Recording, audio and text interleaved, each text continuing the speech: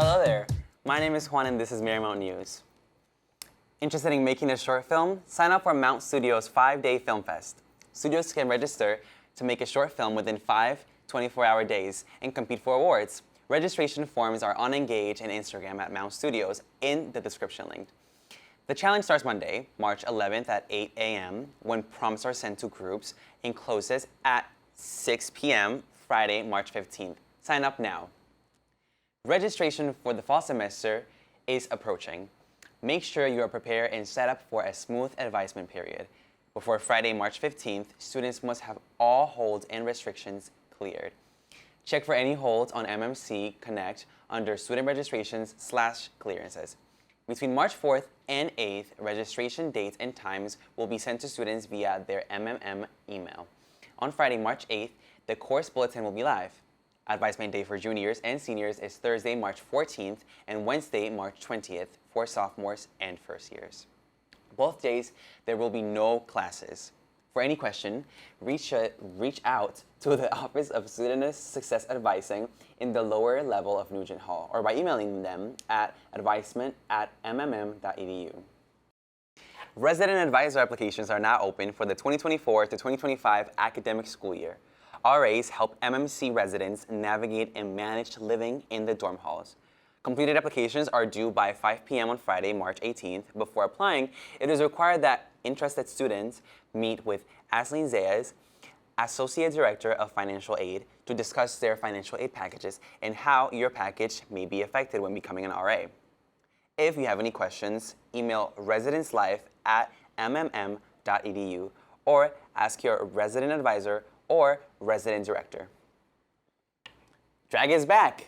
The Campus Activities Board is celebrating the art of drag with their annual drag show on Thursday, March 7th at 8 p.m. in the Commons. This year's theme is Down the Rabbit Hole. Don't miss this night's celebration. Register on MMC Engage today. Spots are limited. The Humanities Division in Social Sciences Division is hosting the Work of Art with artist and sociologist Allison Gerber. During the panel, Gerber will discuss the balancing act between making art for creative expression and trying to stay afloat and make a living. RSVP on Engage. The event is on Monday, March 11th at 2:30 p.m. Hybrid at Carson 509. That's it for your MMC News. My name is Juan and have a great day.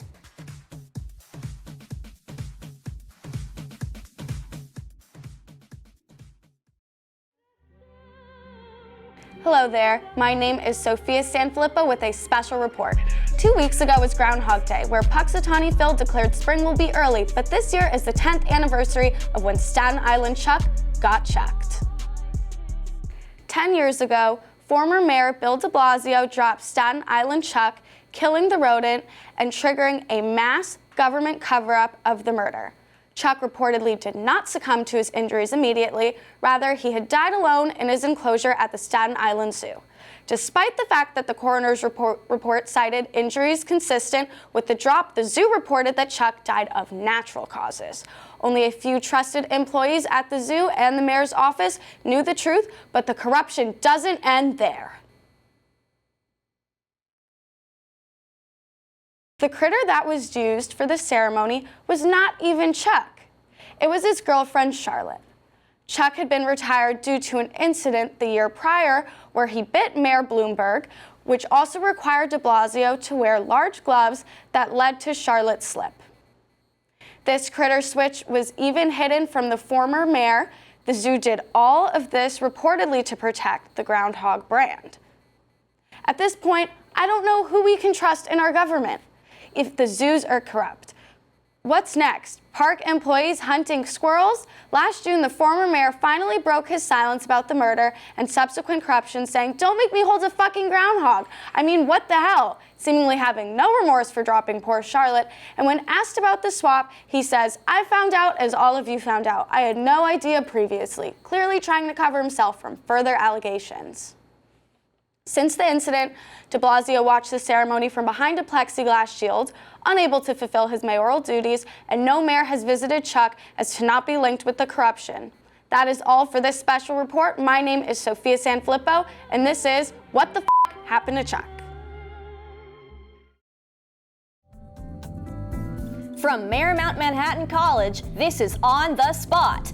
I ate them all right. I ate the divorce papers, Charles, and I ate them with ketchup.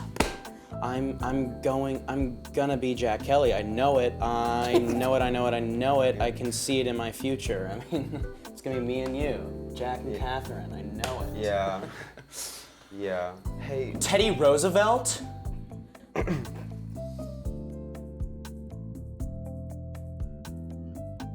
Fucking cold down here. Sex with me is like woodworking. I'm not that into it. Sex with me is like woodworking. I want to be sawed in half. Sex with me is like woodworking. I always use a plow.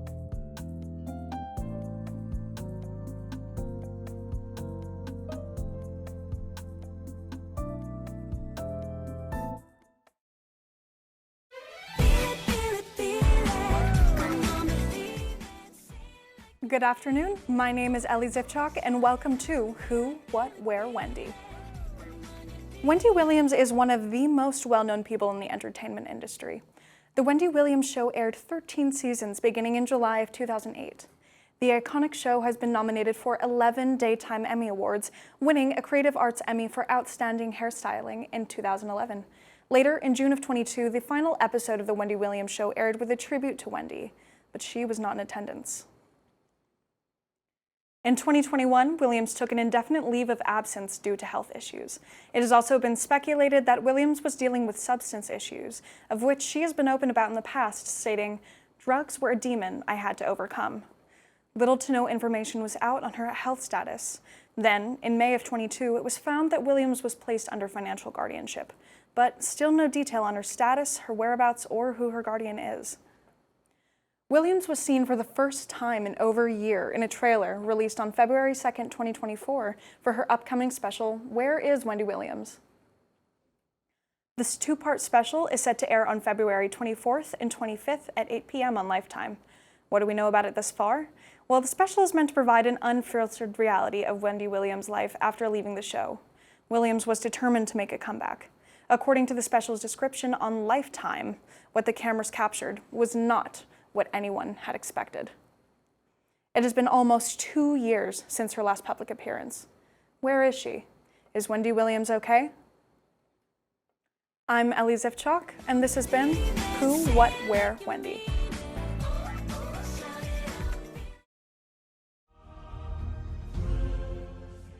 Hello Griffins, my name is Brandon Snyder. Let's talk about what's going on in the gaming world. Overwatch released a new update last week as a way to give heroes improved balance and better overall gaming experience. However, one of the strange updates was the widened hitboxes, making it easier to get hit. Some players found it to be a real pain when getting used to the new hitboxes, but overall the update has made players have a better time.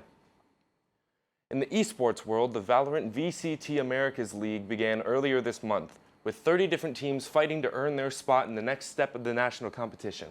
The league has reached its playoff stage where the top 4 teams, Loud, Evil Geniuses, NRG, and fan favorite Sentinels, will battle it out in a single elimination bracket. The 2 winning teams will advance to represent the US in VCT Masters in Madrid, Spain. The next step towards new releases, a few weeks ago, Ubisoft released their new game Skulls and Bones to kick off the new year.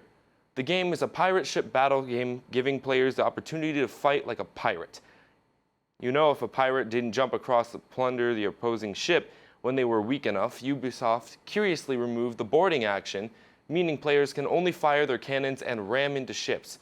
An odd choice considering the same concept had been available to players since the release of Assassin's Creed Black Flag. Because of this, the game has not been received that well, making this yet another flop for the AAA gaming companies this year. The same can't be said for the indie game Arrowhead Game Studios, with the release of the most patriotic game of all time, Helldivers 2. It's had the warmest reception of the year, with players bringing managed democracy across the stars and a player base that seems to just keep growing. The game has been so popular that it has brought PlayStation and Xbox players together, with PlayStation players begging for reinforcements from Xbox. Not only that, Xbox players want in on the action and are wanting Xbox to open up Halo to PlayStation as a trade for access to Helldivers, and honestly, who can blame them? As of right now, Helldivers is only available for PlayStation and PC, but who knows, we might be seeing some Spartans running into the battle soon enough. That's all things gaming. I'm Brandon Snyder, and thanks for watching.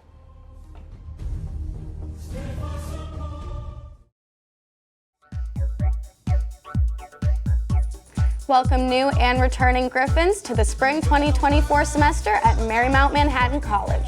My name is Sophia Sanfilippo, and this is your MMT. Now, since we've returned for the spring semester, let's catch you all up on some of the things you might have missed since the last season. There was some construction in Carson Hall. We have a new security guard desk that was pressed up against the ramp and staircase. It's a choice, to say the least. Students love it, students hate it. Some like it because it brings our security guards closer to our faculty, physically, while others don't like it because it is now in the middle of the walkway. I personally think it makes the Hewitt Gallery look great. Let's hear more from our students. Okay, guys, we're here back at Marymount Manhattan College, 5th floor Nugent. What's up? Hey, Emmy, come here for a second. We are talking about how we're feeling, general feelings about the security desk being in the middle of the entrance. Any thoughts? Yeah, it looks nice, I guess, if you want to go to an art museum. Ooh, shade. We are here with Miss Elianka.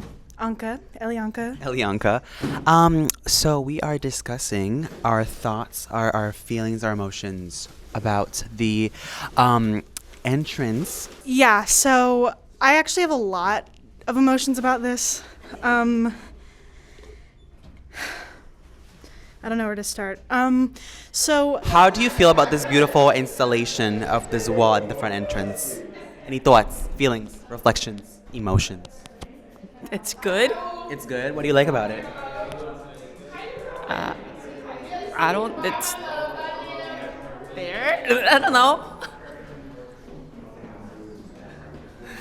Thank you. I don't like it.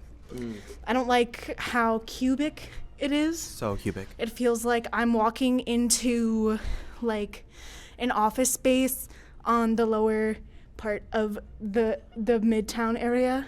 The lower part of the Midtown.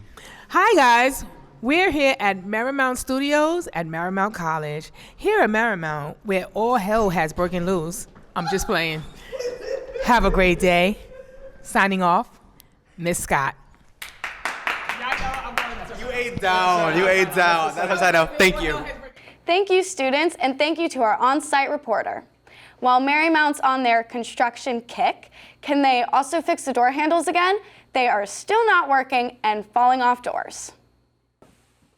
Mice have been starting to terrorize the second and third floors of Nugent. You know what that means. There are little friends in the libraries. This is where we should warn about eating in the library, but if anything, lure them out with a snack and take them home. Kidding. All things aside, Marymount might need to put on their Kokoschnik and become their own rat czar, perhaps. Or call the rat czar and get rid of these mice before students take them home as pets.